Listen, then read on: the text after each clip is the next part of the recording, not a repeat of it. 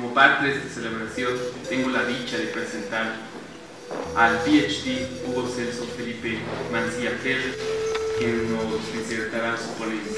Por favor, un aplauso para él.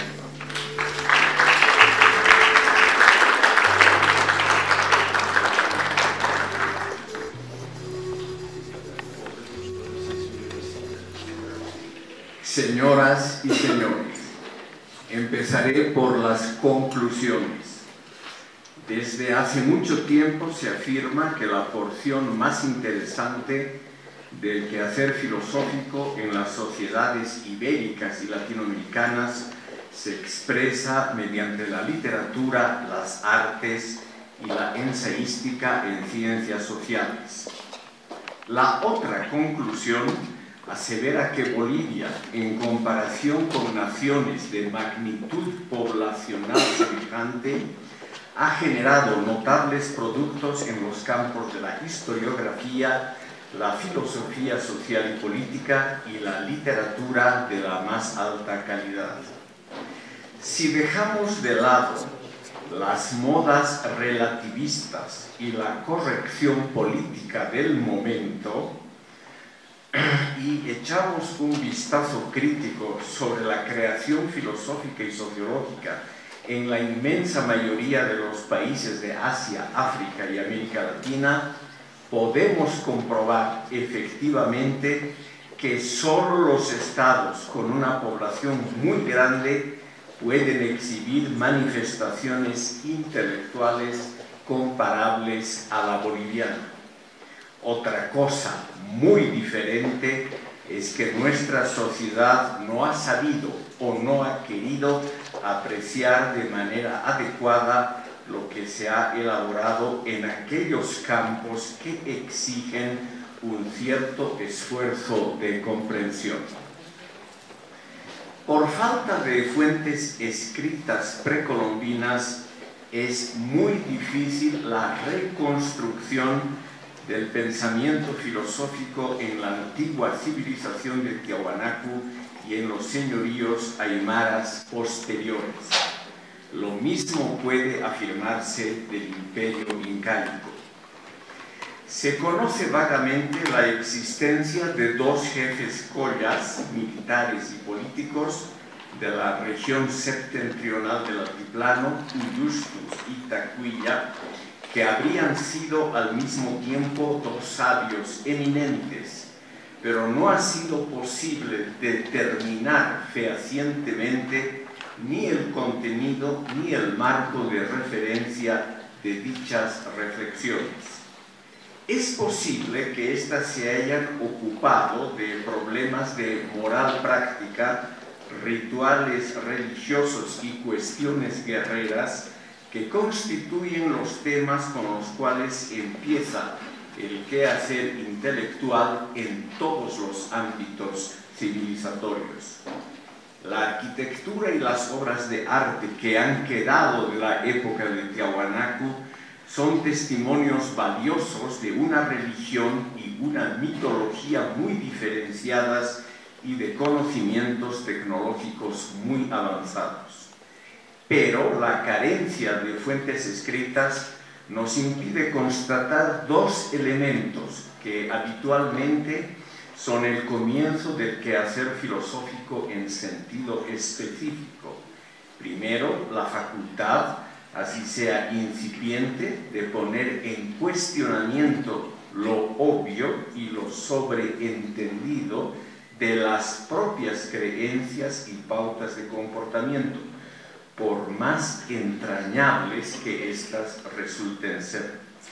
Y segundo, la construcción de nociones abstractas a partir de las cuales posteriormente se habría podido postular normas de validez universal. Pese a la complejidad alcanzada por la cosmología tiahuanacota, este modelo civilizatorio desconoció probablemente una meditación crítica en torno a él mismo.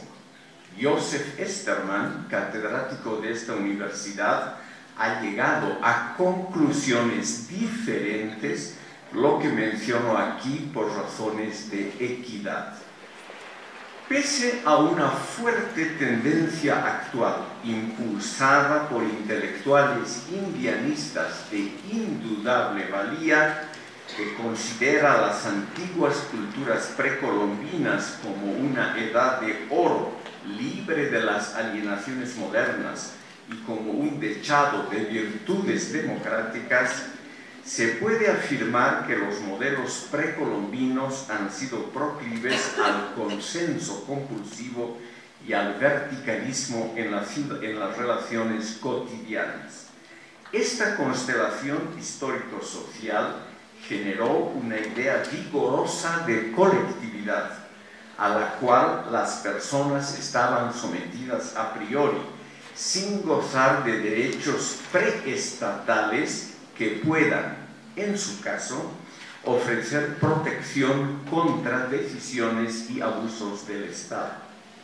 No era una civilización donde prevaleciera el derecho al disenso y donde el individuo tuviese una dignidad ontológica superior frente al Estado. La supervivencia y la consolidación de la comunidad era la ley suprema.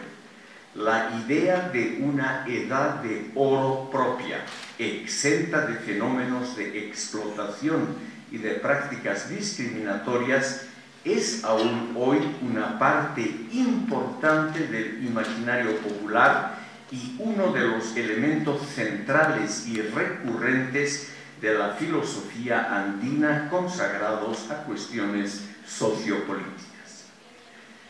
Hay que señalar los logros de las civilizaciones precolombinas en muchas otras áreas, logros que están fuera de toda duda, por ejemplo, en la agricultura, las artes plásticas, la formación de sólidas identidades colectivas y los sistemas de solidaridad práctica, lo cual no es poco, ciertamente. Pero es también de justicia llamar la atención sobre un modelo hermético y demasiado homogéneo de organización sociopolítica que a lo largo de los siglos adquiere un cariz básicamente conservador, como lo señaló Arnold Toynbee al referirse al ámbito andino, el cual entorpece la comprensión de la constelación supranacional y de los aspectos positivos de otras culturas.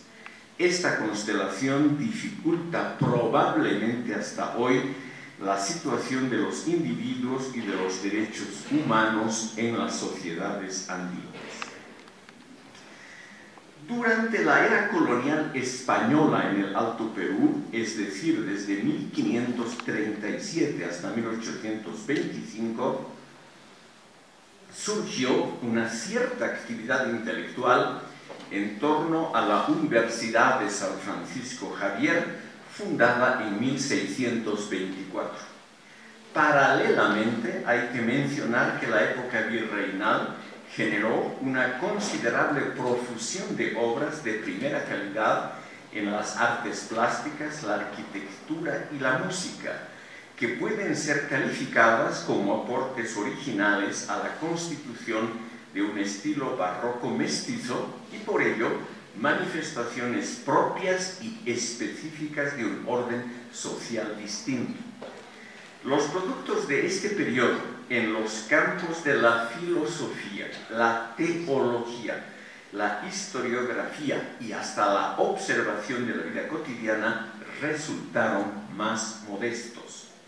En el campo de la literatura, por ejemplo, se puede constatar la ausencia de la novela, la biografía y la autobiografía, que representan etapas precursoras de la meditación filosófica existencialista.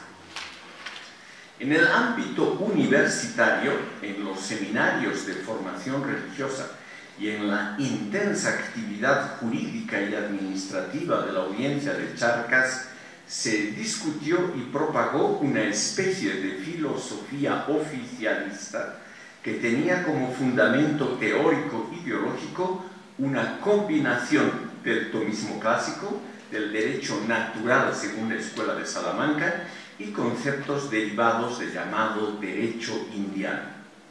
En todo esto se puede detectar el espíritu del gran pensador español Francisco de Vitoria. Hay que señalar que casi toda la producción filosófica de entonces manifiesta un dilema mayor. Los intentos de crítica y reforma evitan cuidadosamente todo análisis del fundamento estructural de la declinación española, que tenía que ver directamente con una mentalidad adversa a la modernidad cultural e institucional, con un régimen marcadamente autoritario y con una serie de gobernantes de calidad muy mediocre. Aunque no se registraron publicaciones por la falta de imprentas en la era colonial, es razonable pensar que el fundamento teórico-ideológico mencionado más arriba influyera poderosamente sobre la obra de Juan de Matienzo, quien llegó a ser el primer presidente de la Real Audiencia de Charcas. En este contexto hay que mencionar también la contribución del jesuita José de Acosta, quien vivió en La Paz, Potosí y La Plata, hoy Sucre, durante el siglo XVI. Vitoria y Acosta tuvieron una marcada influencia sobre Juan de Solórzano y Pereira y otros pensadores vinculados estrechamente al Alto Perú, como Antonio de León Pinelo, Gaspar de Escalona y Agüero y Fray Gaspar de Villarroel, este último arzobispo de Charcas.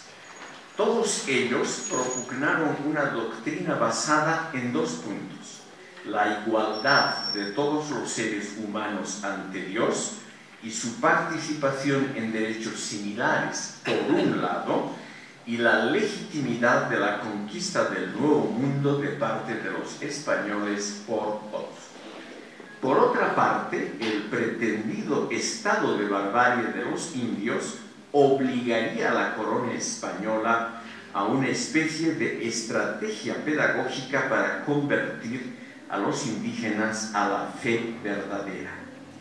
Estos autores propugnaron simultáneamente una evangelización que debería llevarse a cabo con clemencia y mediante procedimientos educativos que respetasen la cualidad humana de los indios. Es evidente que desde un mismo comienzo se puede detectar un problema filosófico clásico en la filosofía de la época colonial: la distancia entre teoría y praxis, la diferencia entre retórica y realidad. La constelación teológico-filosófica se volvió más complicada en la segunda mitad del siglo XVII mediante debates públicos acerca de los abusos cometidos por los españoles contra los indígenas, sobre todo en lo referente a la mita, cuestionando su legitimidad doctrinal y su pertinencia económica. Entre muchos otros testimonios de protesta que se originaron también a nivel de los virreyes y en el Consejo de Indias, se debe mencionar en La Plata al sacerdote José de Aguilar, quien llegó a ser rector de la Universidad de San Francisco Javier. Aguilar postuló en 1687 la entonces atrevida hipótesis de que las calamidades españolas, la decadencia de esta potencia en comparación con los avances de los otros estados europeos, tenían que ver directamente con el maltrato continuado y sistemático sufrido por los indígenas altoperuanos. En la producción intelectual de aquella época se puede vislumbrar la mencionada discrepancia fundamental entre los principios humanistas de las leyes de Indias y los lineamientos racionalistas del derecho indiano, por un lado, y la situación real de los indígenas por otro. Esto generó un desinterés teórico frente a la praxis cotidiana del coloniaje. La mayoría de los pensadores de aquella época no justificó abiertamente las vulneraciones a los derechos humanos de los habitantes de estas tierras, pero en ellos se puede detectar una fe algo ingenua en la capacidad y eficacia del derecho indiano. En la cultura política de la actual Bolivia se puede vislumbrar la herencia de esa especie de optimismo legislativo.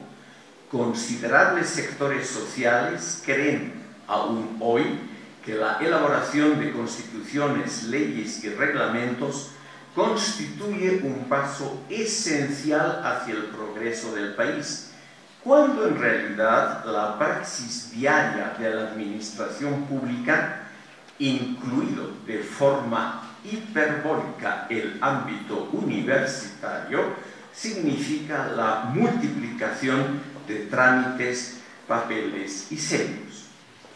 La distancia entre una legislación progresista y una praxis autoritaria fue advertida a fines del siglo XVIII por el último cronista tratadista en tierras altoperuanas, Victorián de Villaba, quien fue fiscal de la corona en Charcas y simultáneamente protector de naturales.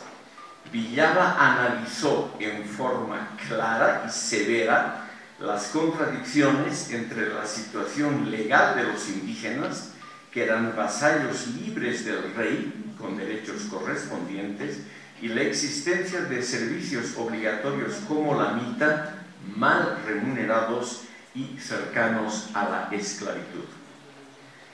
La Guerra de la Independencia y las primeras décadas de la joven república conllevaron un descenso en las actividades intelectuales debido a la inestabilidad política y a la falta de comunicaciones con el mundo exterior.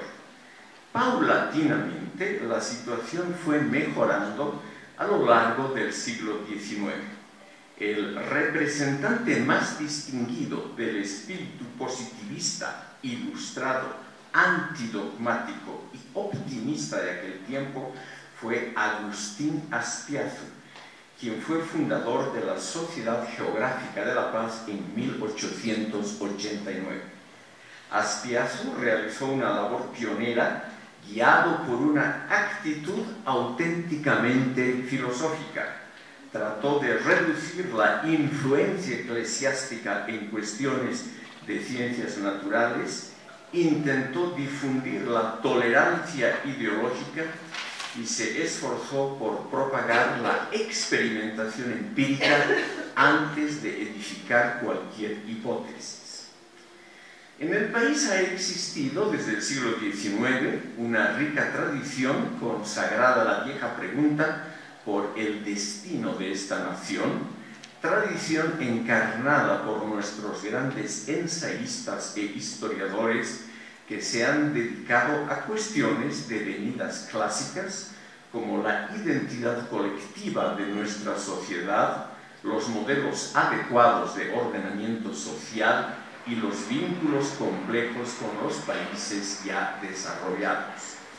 Estas indagaciones, que comenzaron con Manuel José Cortés y Gabriel René Moreno, han sido frecuentemente arduas y hasta dolorosas y han conformado algunas de las porciones más notables de la ensayística latinoamericana.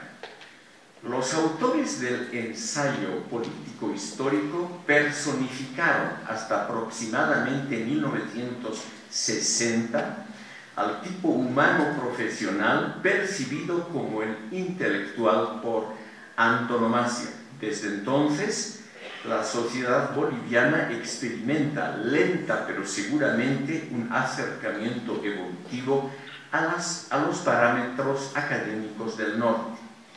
Los clásicos hombres de letras, creadores de obras, expositores de cátedra, críticos y divulgadores en una persona, tienden a ser desplazados por profesionales universitarios cada vez más especializados, pero sin el brillo de los grandes generalistas del pasado. En Bolivia este fenómeno produce un decreciente interés público por los miembros de la llamada generación de la amargura o por escritores como Fernando Díez de Medina. Pero hay que recordar que la generación de la amargura y los más conocidos intelectuales del siglo XX, pese a todas sus diferencias y controversias, han realizado un significativo aporte para consolidar la idea colectiva de la nación.